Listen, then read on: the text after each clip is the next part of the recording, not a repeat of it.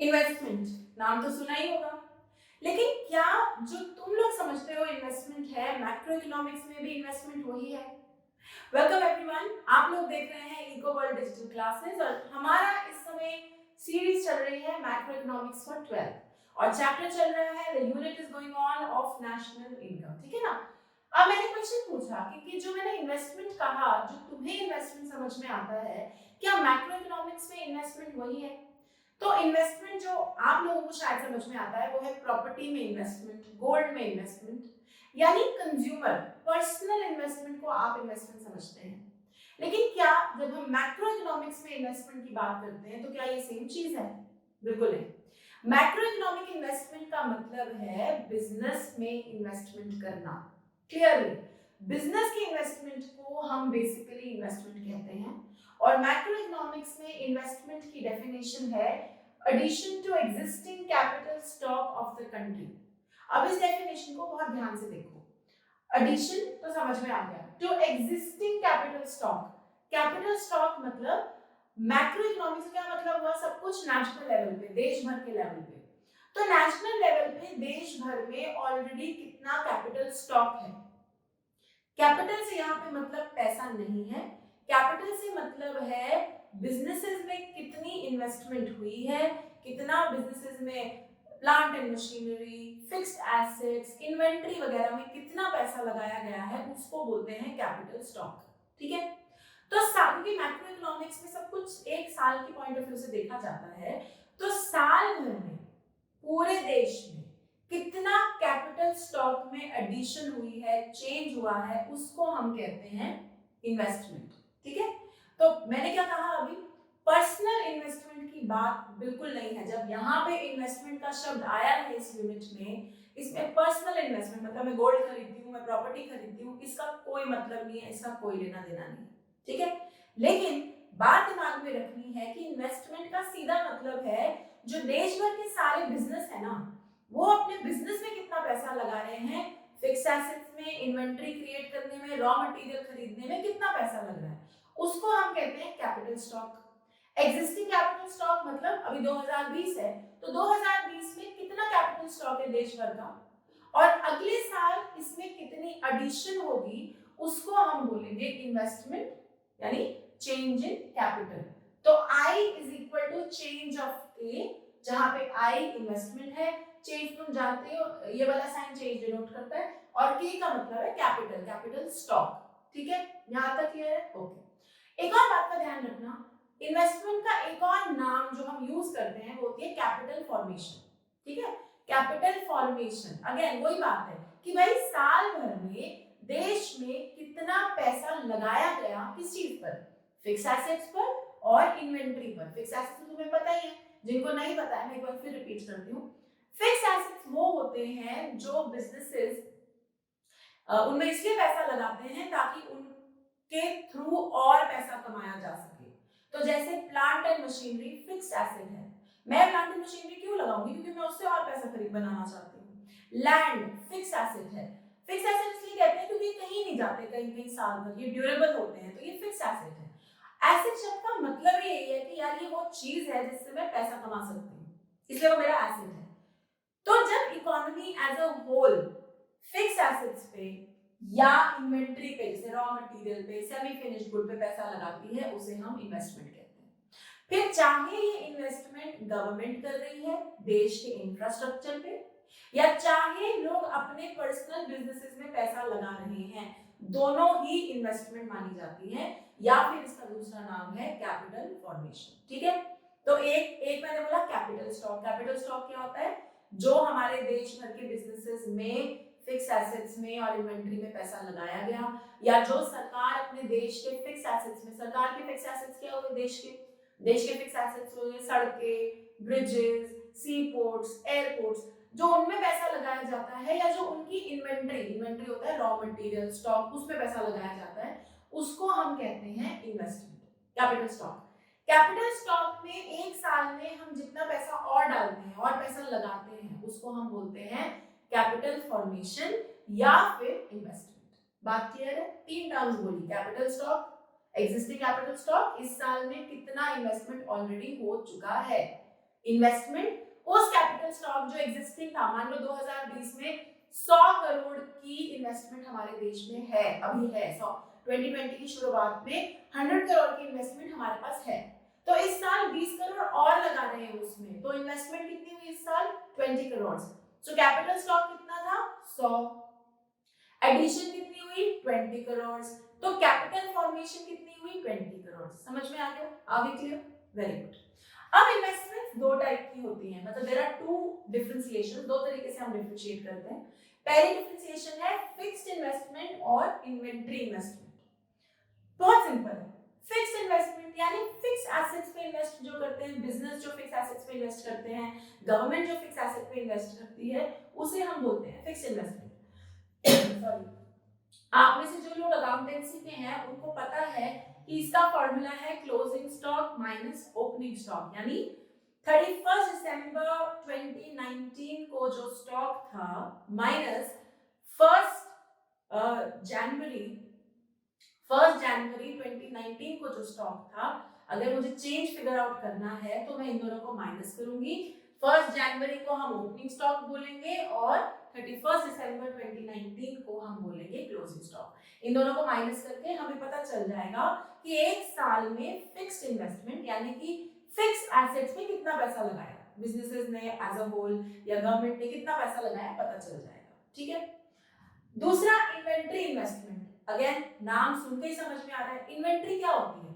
Inventory ना तुमने ऐसे ध्यान में रखनी, हर बिजनेस को अपना बिजनेस चलाने के लिए रॉ मटेरियल का स्टॉक रखना पड़ता है ना। प्रोडक्शन प्रोसेस में बीच में थोड़ी ना तुम रॉ मटेरियल ढूंढने जाओगे, तो तुमको अपना रॉ मटेरियल का स्टॉक बना के रखना पड़ता है, उसको हम बोलते हैं इन्वेंट्री। और इन्वेंट्री में पैसा लगाना पड़ता है, रॉ मटेरियल खरीदने पे पैसा, आपका प्रोडक्ट अभी आधा बना है आधा और बनना है तो उसको बोलते हैं सेमी फिनिश्ड गुड, उस पे पैसा लगाना है। तो ये जो सारा पैसा आप इन्वेंट्री में लगा रहे हैं उसको बोलते हैं इन्वेंट्री इन्वेस्टमेंट। ठीक है, क्लियर है? तो फिक्स इन्वेस्टमेंट जो फिक्स एसेट्स पे होती है, इन्वेंट्री इन्वेस्टमेंट जो पैसा हम इन्वेंट्री स्टॉक रखने पे लगाते हैं उसको हम बोलते हैं इन्वेंट्री इन्वेस्टमेंट। अब इन दोनों से इकोनॉमी में क्या असर पड़ता है, चलो ये समझते हैं। फिक्स एसेट्स का एक बड़ा सिंपल लॉजिक है, देश के फिक्स एसेट्स अगर ज्यादा हो, अगर देश में फिक्स एसेट बिजनेसेस में ज्यादा हो तो यानी उनकी प्रोडक्शन कैपेसिटी ज्यादा होती है। अब मैंने एक टर्म यहां पे यूज की, प्रोडक्शन कैपेसिटी। क्या होती है प्रोडक्शन कैपेसिटी? सिंपल शब्दों में एक फैक्ट्री कितना प्रोड्यूस कर सकती है, कितने की क्षमता है, कितने का पोटेंशियल है, उसे हम बोलते हैं प्रोडक्शन कैपेसिटी। तो मान लो मेरी एक फैक्ट्री है जिसमें मैं 1 लाख यूनिट प्रोडक्ट बना सकती हूँ, तो मेरी प्रोडक्शन कैपेसिटी कितनी है मेरी फैक्ट्री की? 1 लाख यूनिट्स की। ठीक है। अब अगर मुझे अपनी फैक्ट्री की प्रोडक्शन बढ़ानी है, मैं चाहती हूँ कि मेरी फैक्ट्री 1 लाख यूनिट नहीं 2 लाख यूनिट बनाए, तो मुझे किस चीज में इन्वेस्ट करना पड़ेगा? सबसे पहले फिक्स एसेट्स में। मेरे को लैंड खरीदना पड़ेगा, मुझे बिल्डिंग लगानी पड़ेगी, मुझे प्लांट एंड मशीनरी लगानी पड़ेगी, तब जाके कहीं पर मैं फिक्स एसेट्स की इन्वेस्टमेंट करके अपनी प्रोडक्शन कैपेसिटी बढ़ा पाऊंगी, यानी मैं 1 लाख से 2 लाख यूनिट बनाने के लिए तैयार हुआ। तो फिक्स एसेट्स में जब पूरे देश में इन्वेस्टमेंट होती है, यानी हर प्रोड्यूसर जब अपने फिक्स एसेट्स में ज्यादा पैसा लगाता है या देश या गवर्नमेंट देश के फिक्स एसेट्स में पैसा लगाता है, तो उससे क्या होता है? प्रोडक्शन कैपेसिटी बढ़ती है, यानी हमारा देश अगर पहले 1 लाख करोड़ यूनिट बना रहा है तो अब वो 2 लाख करोड़ यूनिट बनाएगा, राइट? तो प्रोडक्शन ऑब्वियसली, अगर कैपेसिटी बढ़ेगी तो प्रोडक्शन भी बढ़ेगी, और जब प्रोडक्शन बढ़ेगी तो हमारी नेशनल इनकम ऑटोमेटिकली बढ़ेगी। क्लियर है? यहां तक क्लियर है? ओके। नेक्स्ट देखो इन्वेंट्री इन्वेस्टमेंट। इन्वेंट्री इन्वेस्टमेंट में क्यों पैसा लगाते हैं? क्या आपने कभी दुकानदारों को देखा है? दुकानदार अपनी चीज बेचते हैं लेकिन गोदाम में स्टॉक रखा होता है। क्यों क्यों रखा होता है? क्या सोच के स्टॉक रखा होता है? सीधी सी बात है, दुकानदार को पता है भाई इस चीज की डिमांड है, मैं नहीं चाहता मेरा कस्टमर वापस लौट जाए और मेरा प्रॉफिट खत्म हो जाए, तो दुकानदार उस चीज का स्टॉक बना कर रखता है ना, गोदाम में अपने पास रखता है। सेम लॉजिक फैक्ट्री में, फैक्ट्री वाले भी इन्वेंट्री में इसलिए पैसा लगाते हैं कि प्रोडक्शन रुक ना जाए, नुकसान ना हो जाए। और जब देश भर में हर कोई raw material, semi finished goods या फिनिश्ड गुड्स पे पैसा लगा रहा है, इन्वेंट्री इन्वेस्टमेंट कर रहा है, तो यानी इसका सीधा सीधा मतलब है कि देश में यानी डिमांड बढ़ रही है, लोग डिमांड कर रहे हैं चीजें, इसीलिए प्रोड्यूसर्स को इन्वेंट्री इन्वेस्टमेंट करनी पड़ रही है, चीजें रखनी पड़ रही है अपने पास, रॉ मटेरियल रखना पड़ रहा है। तो ये it's a good thing, future potential demand बढ़ रही है, इस चक्कर में इन्वेंट्री इन्वेस्टमेंट बढ़ रही है, यानी इकोनॉमी के लिए बहुत अच्छा साइन है। समझ रहे हो ना? तो प्रोडक्शन कैपेसिटी बढ़े और इन्वेंट्री इन्वेस्टमेंट बढ़े, दोनों का एक क्लियर मतलब है कि देश इकोनॉमिकली प्रोग्रेस कर रहा है, देश ज्यादा गुड्स एंड सर्विसेज प्रोड्यूस कर रहा है। और एक बात का ध्यान रखना, जब भी देश ज्यादा गुड्स एंड सर्विसेज प्रोड्यूस करेगा, हमारी नेशनल इनकम बढ़ेगी ही बढ़ेगी। कैसे बढ़ेगी, इनका आपस में क्या लिंक है, वो धीरे धीरे समझेंगे, लेकिन फिलहाल के लिए ये बात समझो। यहां तक क्लियर है? All good? Okay, great. अब जो सेकंड टाइप ऑफ इन्वेस्टमेंट है वो है ग्रॉस एंड नेट इन्वेस्टमेंट। बहुत ध्यान से सुनना। ग्रॉस शब्द का मतलब होता है टोटल, ठीक है? तो जो ग्रॉस इन्वेस्टमेंट है, तुम ऐसा कह लो टोटल इन्वेस्टमेंट इकोनॉमी में कितनी हुई, इन दोनों को मिलाकर। हमने अभी दो करी ना, फिक्स्ड और इन्वेंट्री। तो ग्रॉस इन्वेस्टमेंट का मतलब है टोटल इन्वेस्टमेंट, टोटल एडिशन कितना हुआ स्टॉक में, फिक्स्ड और इन्वेंट्री इन्वेस्टमेंट मिला के पूरे देश भर में कितना पैसा लगा। माइंड यू, देश भर में पैसा लगा यानी हर बिजनेस में कितना पैसा लगा, उसको जोड़कर ग्रॉस इन्वेस्टमेंट आ जाती है, ठीक है? ग्रॉस इन्वेस्टमेंट में डेप्रिसिएशन के लिए जो पैसा रखा जाता है वो भी जोड़ा जाता है। अब नॉन कॉमर्स वाले बच्चे, जिनके पास कॉमर्स नहीं है, जो अकाउंटेंसी नहीं करते, मुझे नहीं पता कि उन्हें डेप्रिसिएशन पता है कि नहीं, मैं एक बार बता देती हूँ। डेप्रिसिएशन क्या होता है? हर फिक्स एसेट जो होता है ना, उसका एक जीवन काल है, उसका वो कुछ समय तक ही अच्छे से काम करेगा, बाद में दिक्कत हो जाएगी। फॉर एग्जाम्पल, तुम्हारे घर में एसी लगा, एसी कितने साल चल जाएगा? 10 साल। बहुत अच्छा मेंटेन करोगे 15-20 साल, उससे ज्यादा चलेगा नहीं। तो कभी ना कभी टाइम के साथ ये थोड़ा ढीला पड़ जाएगा। इसको हम अकाउंटेंसी में कहते हैं normal wear and tear of fixed asset. Fixed asset समय के साथ थोड़ा कम, उसकी वैल्यू कम हो जाती है, तो हम उसको बोलते हैं डेप्रिसिएशन। हम डेप्रिसिएशन क्यों कहते हैं? क्योंकि उस एसेट की वैल्यू कम हो जाती है। मतलब अगर मैंने आज गाड़ी खरीदी 10 लाख की, तो 7 साल बाद मैं 10 लाख की नहीं बेच पाऊंगी। तुम्हें भी ये बात पता है, क्यों नहीं बेच पाऊंगी? क्योंकि वो फिक्स्ड एसेट है और उस पे डेप्रिसिएशन होगी, उसकी वैल्यू कम होगी, उसमें दिक्कतें आएंगी, तो वो 10 लाख की नहीं बिकने वाली, वो कम की बिकेगी, ठीक है ना? सेम लॉजिक से जो फैक्ट्री वाले होते हैं, उनको भी पता है कि उनके जो फिक्स्ड एसेट्स हैं वो लंबे समय तक नहीं चलेंगे, तो वो डेप्रिसिएशन को काउंट करते हैं और डेप्रिसिएशन के लिए ना एक रिजर्व बना लेते हैं, एक प्रोविजन। तुम ऐसा समझ लो, मुझे पता है मेरी ये मशीन 20 साल चलेगी, 20 साल के बाद अगर मैंने अपना बिजनेस चलाना है तो मशीन हटानी पड़ेगी, दूसरी मशीन लानी पड़ेगी, तो डेप्रिसिएशन के लिए पैसा साइड को रख लो, ठीक है? मैंने डेप्रिसिएशन के लिए पैसा साइड को रखा और जब मेरे को 20 साल बाद वो मशीन बदलनी होगी, इसी पैसे से मैं नई मशीन खरीद लूंगी। क्लियर है ना? समझ में आ गया ना? ठीक है। तो ग्रॉस इन्वेस्टमेंट में वो डेप्रिसिएशन वाला पैसा भी जुड़ा हुआ है, सब कुछ जुड़ा हुआ है। फिक्स एसेट जुड़े हुए हैं, fix investment, inventory investment, plus वो जो डेप्रिसिएशन का पैसा है वो भी इसमें जुड़ा हुआ है। तभी हमने कहा this is total investment in the economy, alright, in an accounting year, एक साल में। नेट इन्वेस्टमेंट क्या है? नेट इन्वेस्टमेंट और ग्रॉस इन्वेस्टमेंट में सिर्फ इतना फर्क है कि net investment is equal to gross investment minus depreciation. यानी आप ग्रॉस इन्वेस्टमेंट निकाल लीजिए, देश भर में फिक्स एसेट्स में कितना पैसा लगा वो निकाल लीजिए, इन्वेंटरी इन्वेस्टमेंट में कितना पैसा लगा वो निकाल लीजिए और माइनस कर दीजिए डेप्रिसिएशन। डेप्रिसिएशन का जो प्रोविजन है, जो रिजर्व है, उसे अलग कर दो। तो नेट इन्वेस्टमेंट क्या हुआ?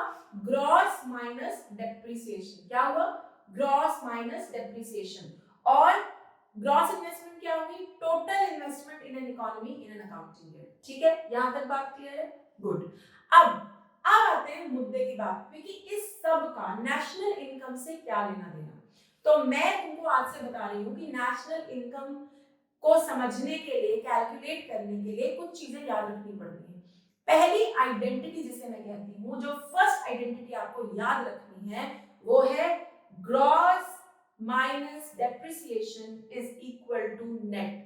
आपको ये बात याद रखनी है। First identity of national income accounting is gross minus depreciation equal to net. और आपको ये रखने की जरूरत नहीं है, क्योंकि आपको पता है कि ग्रॉस का मतलब टोटल इन्वेस्टमेंट है, और अगर मैं उसमें से डेप्रिसिएशन हटा दूं तो मुझे मिल जाएगी नेट इन्वेस्टमेंट। खत्म। तो gross minus depreciation is equal to net, your first identity for national income calculation. ठीक है, आई होप यहाँ तक क्लियर है।